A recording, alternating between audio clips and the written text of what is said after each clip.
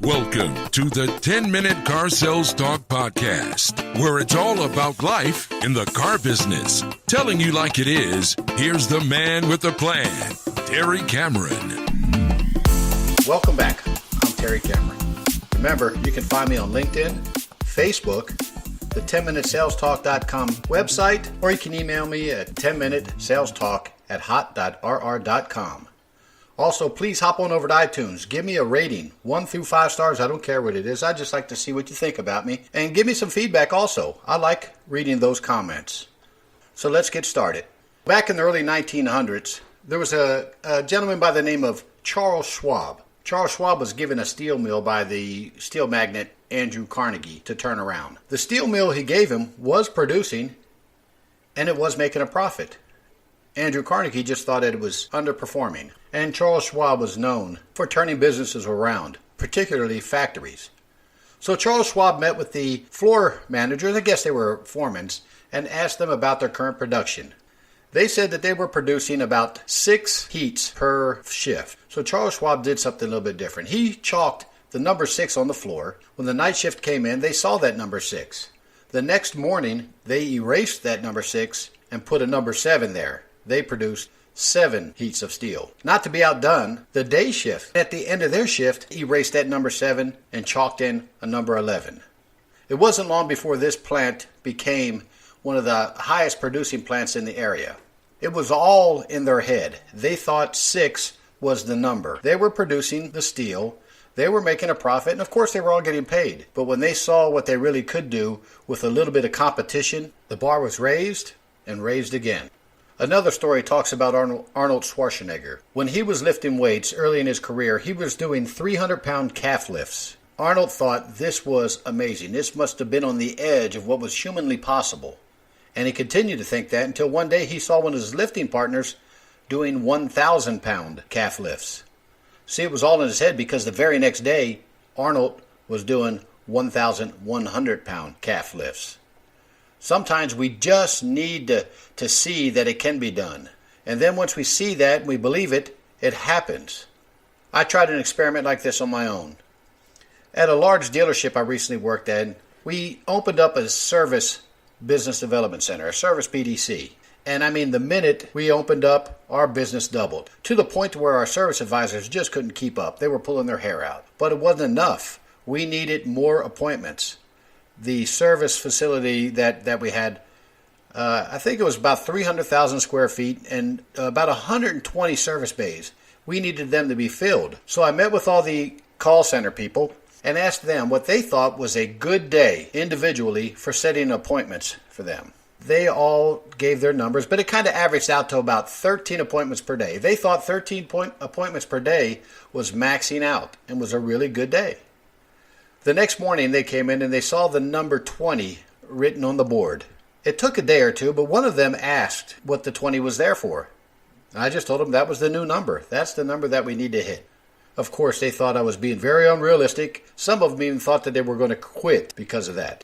Within a week, their averages were, you guessed it, 20 appointments per day per rep. Not 21, not 19, but 20 per day. When you're talking about 8 representatives, that additional 7 apiece really made a difference in our service department and our profits. So we tried it again. A couple weeks later, I believe it was on a Tuesday, I changed the number to 23. I didn't say a word. I just wrote the number 23 on the board, and they saw it every day. By the end of that week, they were producing 23 appointments per person. You know, and I checked. I made sure they weren't phony appointments. Their show rate was 88% prior to the 20 appointment standard. At 23 appointments per, they were still at 88% show rate. They just had to know that it could be done. It was all in their head. I didn't go back and raise it again, and I think I should have. The point I'm trying to make is, if you see it and believe it, it can be done. You just have to put the extra effort into it. So we're in the beginning of the month of May, and I look at the board and I see what my salespeople put on the board for their number. It's the same number they were at last month, the month before, and the month before that, whether they hit it or not. That was the same number. They really don't believe that they can do any better. But I want you to think about this. If you're a 10-car salesperson a 10-car salesperson. Do you think that if you put in just a little extra effort, you can turn into an 11-car salesperson? Of course you do. And if you're an 11-car salesperson, do you think that if you put in a little extra effort, pushed just a little bit harder, and I'm not talking about pressuring a customer, I'm talking about you doing what you're supposed to do the right way. Do you think you can be a 13, 14, or maybe 15-car salesperson? I believe you can. And if everybody on the sales team did the exact same thing, the dealership would reward them by paying them more. We do this all the time in our lives. We think that what we're doing is just enough. We're okay with that.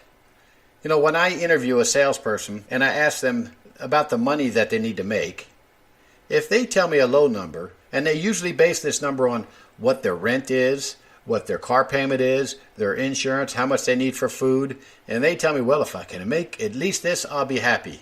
Well, they don't get a second interview. I want the people that want to make a lot more money than what they need, and they really believe that they can do it.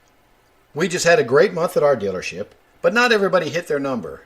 They weren't really happy about it, but they have to know that it was their fault, nothing else. And you need to know that if you miss your number, you didn't miss it at the end of the month. You missed it in the beginning of the month. The month ends, we take a deep breath, and it takes us a little while to get that month started again. What I'd like you to do is forget about the end of the month, and forget about the middle of the month, and forget about the beginning of the month. Just sell cars. Do the right thing every day in, day out, knowing that you're going to get paid a couple times in there. Don't worry about starting a month or ending a month. Just give it 100% of the time to 100% of the people you talk to. And if you continue to do that stuff, the number that you write up on the board is not going to be that same old 10. It's not going to be that 15. We're going to be all 20-car salespeople. Do you think your life would change if you were selling 20 cars? Now, I'm not talking to the salespeople that are selling 30 cars, because if you're selling 30 with a little bit more effort, you should be able to sell 35. Actually, I believe it's easier to increase your production if you're selling lots of cars. That just means you have lots of customers and doing a lot of good things. You just have to keep reaching out to them and taking better care of them, and the numbers are going to skyrocket.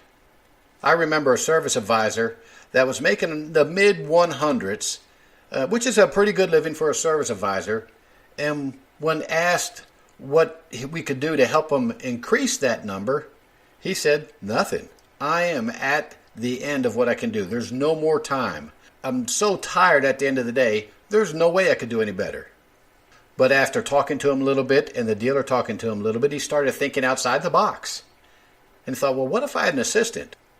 Do you think they could take some of these other tasks away from me? And maybe I could spend a little bit more time upselling my customers, following up with my customers? And he did that, and of course, his numbers increased. So what I want everybody here to do is think of the number they're at, where they're at each and every month, and then think about the next number you'd like to be, and think about that number every single day. Think outside the box. Believe that you can do it. And if you do that, you can do it again next month, and month after that. So guys, one more time, I'd like to ask you to hop on over to iTunes and give me the rating, and please, I would love to read some of the remarks and comments that you put in there. You can also do that on the 10-Minute Sales Talk website. Until next week, guys, remember, the sky's the limit. I'll see you then.